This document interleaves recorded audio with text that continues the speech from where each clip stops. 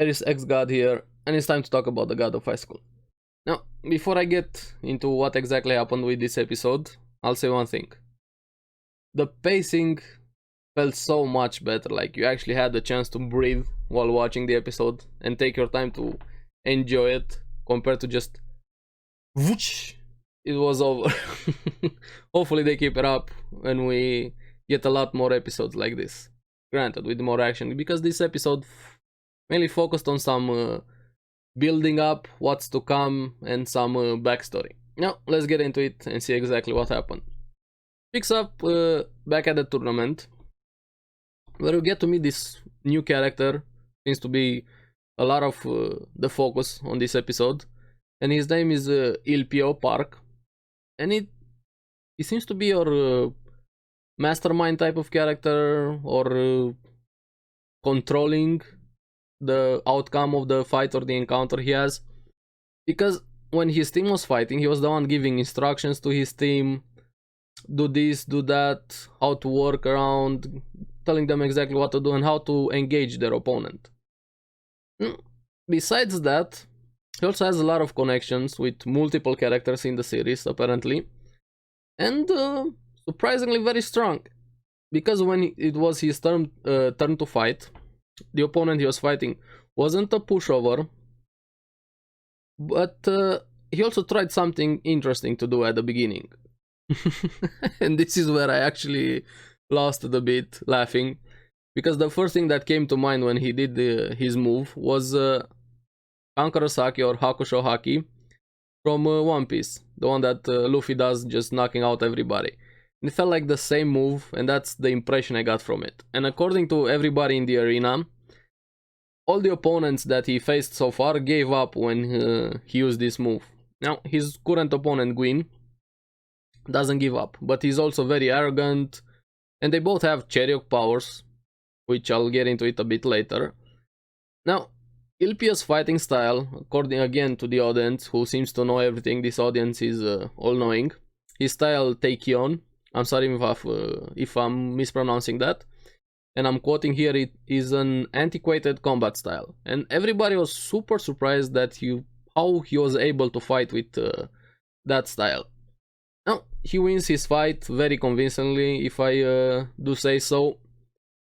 But Jin, Mira, and Han were in the audience. We also find out that Han got suspended. That means their next fight is just gonna be the two of them, Mira and Mori, without Han.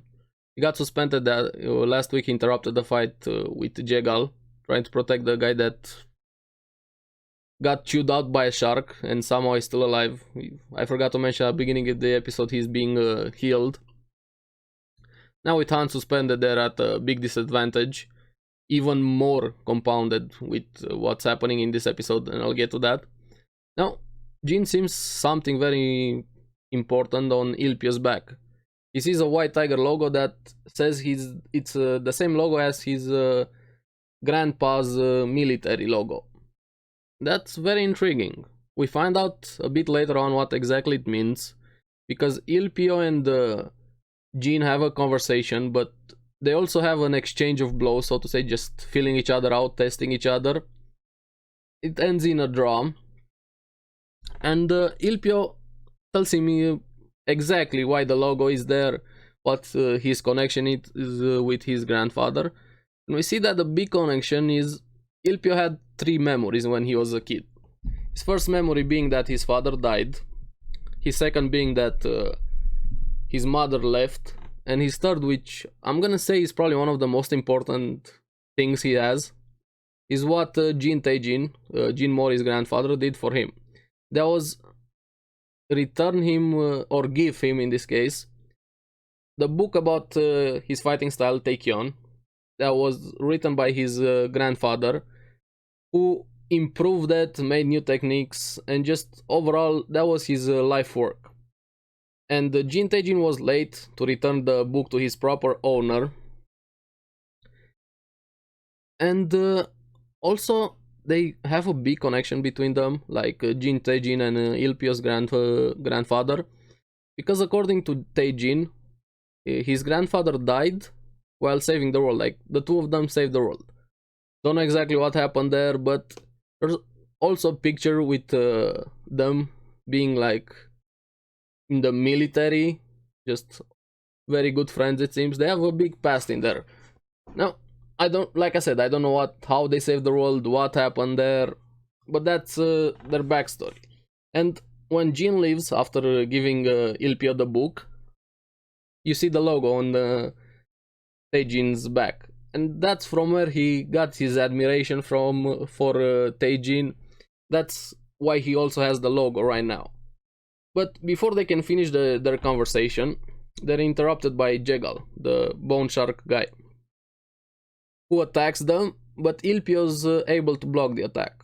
Now, that's not the important part. The two important parts are that Ilpio, Ilpio and Jegal have some connection between them, because we get a flashback with Ilpio just literally pummeling Jegal, telling him to say he's sorry. Again, no idea what happened between them, but there's something there. And the second important part is Jin wasn't able to react at all. Even he says, I wasn't able to move to react to the Cheriok power. Now, Jin is under power now. We see that Han also had his conversation with Park Mujin, talking about Cheriok powers. And according to Park, not everybody can get Cheriok powers, no matter how much they train, and so on. And Jin also has an issue with the powers. It seems he doesn't want to acquire somebody else's power or use somebody else's powers. He just wants to be strong on his own. He also got a bit upset after Park told him what happened with his grandfather, the attack, his fight with Nox, and that he's missing. Now, Han also has the same issues like all of them, with them needing to find a way to deal with the Cheriok powers. And I think this might imply a training arc in the future, because honestly, I don't see them winning with every opponent they have so far, with every new character they have. No. You saw Ilpio, how strong he was. You've seen Jegal, what he's able to do. You see the commissioners, what they're able to do. Nox, what they're able to do.